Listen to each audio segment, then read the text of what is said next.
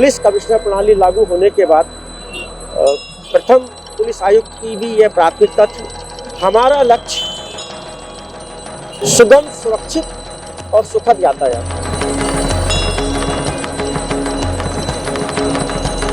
आप खुद मोर्चा संभाले हुए हैं, हमारे साथी अधिकारी बिना किसी संकोच के दृढ़ता से, शालीनता और सद्व्यवहार के साथ अपनी कार्रवाई करें, इसके लिए मैं उनके साथ खड़ा रहता हूँ।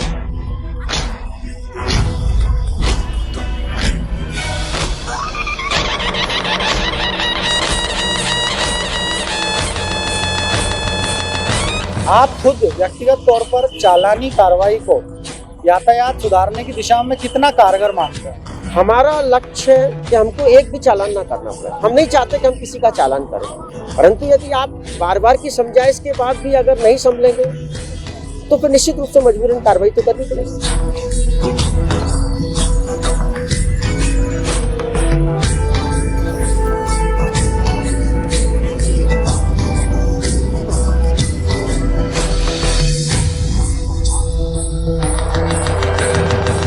स्वच्छता में इंदौर नंबर 1 है, तो क्या हम ये माने कि महेश चंद्र जैन साहब जब तक इंदौर में रहेंगे वो ये कोशिश करेंगे कि हम यातायात में भी नंबर 1 हो जाए? महेश चंद्र जैन के रहने या ना रहने का प्रश्न नहीं है, प्रश्न है इंदौर की सहभागिता का। जो भी अधिकारी हैं सभी ये चाहते हैं, सभी कोशिश करते हैं, और हम सब मिलकर जब कोशिश करेंगे तो निश्चित रूप से वो दिन दूर नहीं जब इंदौर यातायात में भी नंबर 1 हो जाए।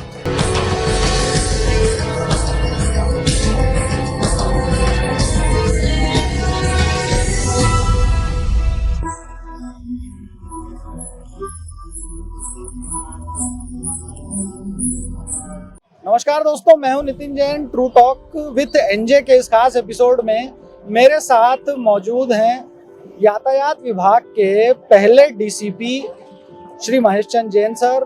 जैन सर से आज हम बात करेंगे और ये जानेंगे कि कमिश्नरी सिस्टम लागू होने के बाद और उनकी इस पद पर पहली पदस्थापना होने के बाद किस तरह का नजरिया रखते हैं वो यातायात को लेकर, किस तरह की प्लानिंग है उनकी और कैसे कदम दर कदम आगे बढ़ेंगे। सर, हमसे बात करने के लिए शुक्रिया। धन्यवाद।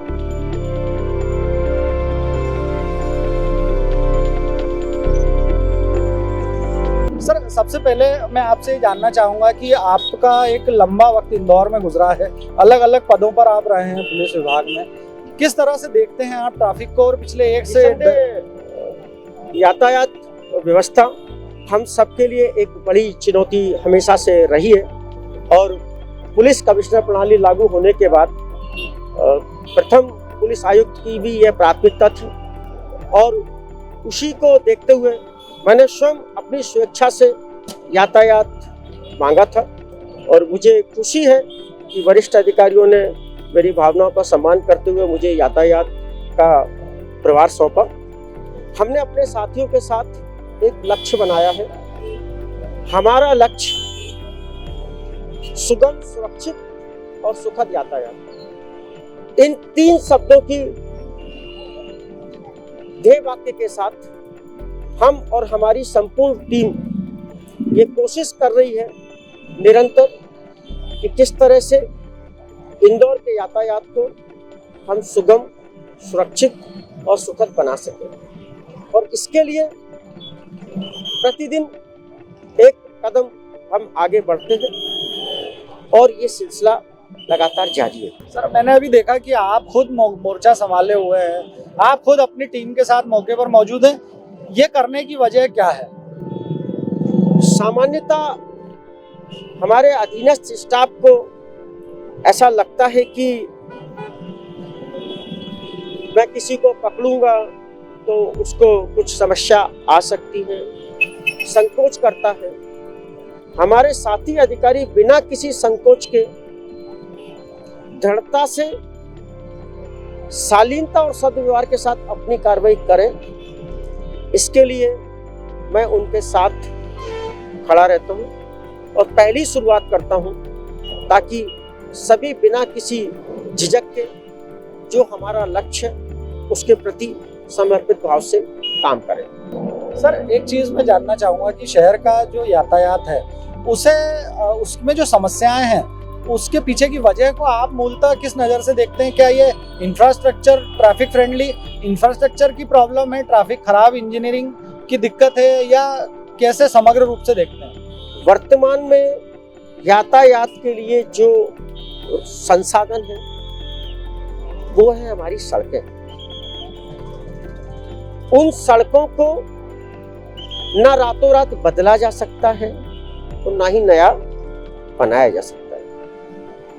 तो जो हमारे पास उपलब्ध है उसका हम बेहतर उपयोग कैसे कर सकते हैं?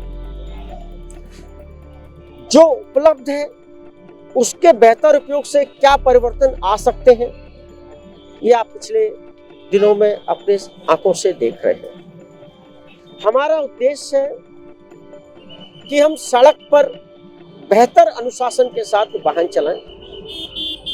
अगर सब लोग मिलकर अनुशासन के साथ, जिम्मेदारी के साथ अगर वाहन चलाएंगे तो जो कुछ हमारे पास है वो इंदौर को यातायात में नंबर 1 बनाने के लिए पर्याप्त है। सर लोगों को चालान से डर लगता है और उससे उन्हें परेशानी होती है। आप खुद व्यक्तिगत तौर पर चालानी कार्रवाई को यातायात सुधारने की दिशा में कितना कारगर मानते हैं? हमारा लक्ष्य है कि हमको एक भी चालान ना करना पड़े। हम नहीं चाहते कि हम किसी का चालान करें।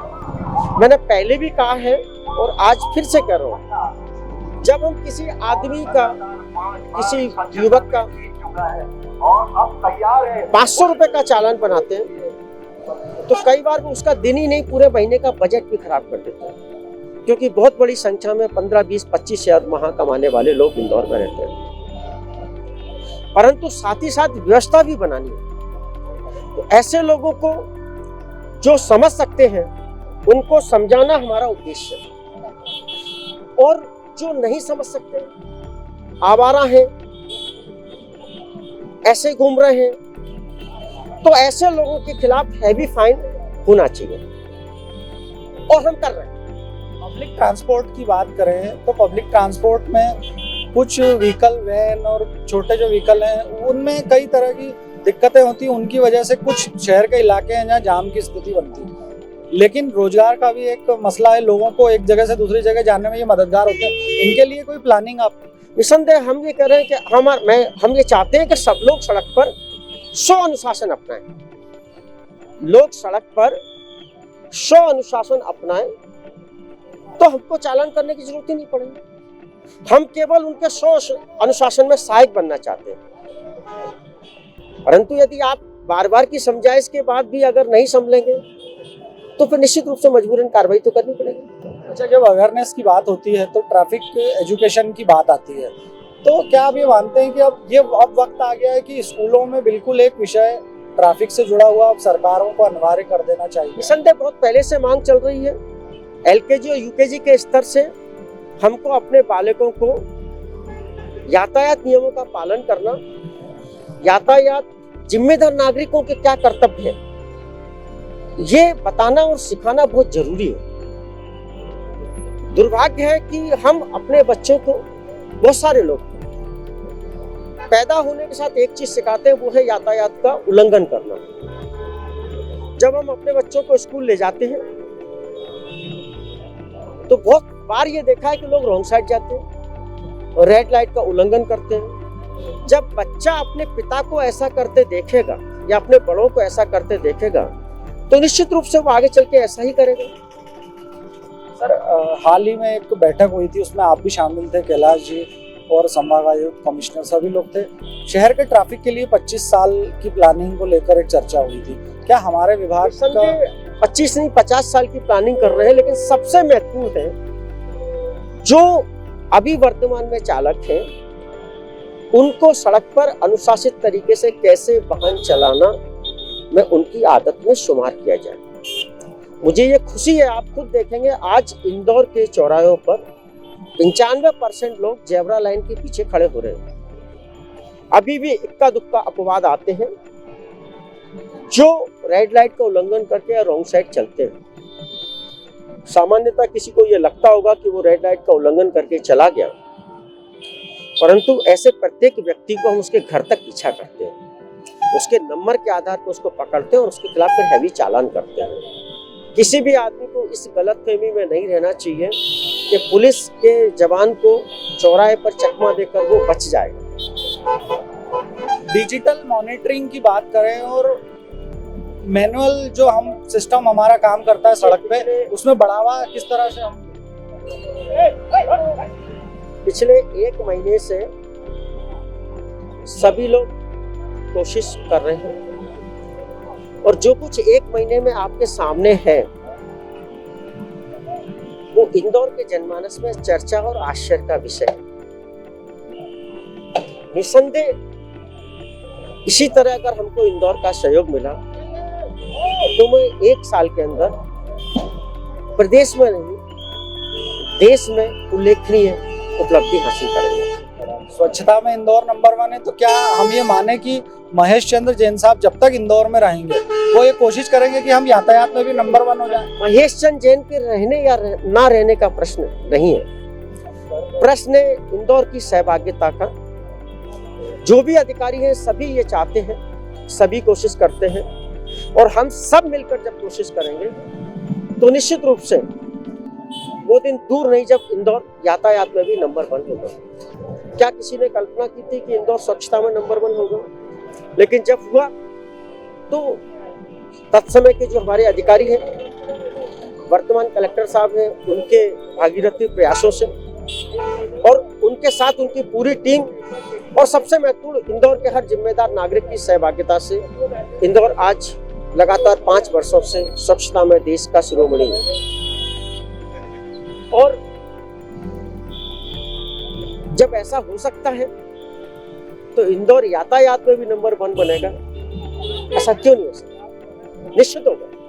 हमसे बात करने के लिए शुक्रिया। ये थे इंदौर शहर के यातायात विभाग के पहले डीसीपी श्री महेश चंद्र जैन साहब, जिन्होंने हमें बताया कि किस तरह शहर के लोगों की सहभागिता और यातायात विभाग के प्रयासों के साथ हम शहर को नंबर 1 बनाने के प्रयास करते रहेंगे और ईश्वर ने चाहा तो सफल भी होंगे। देखते रहिए मेरे साथ ट्रू टॉक विद एनजे।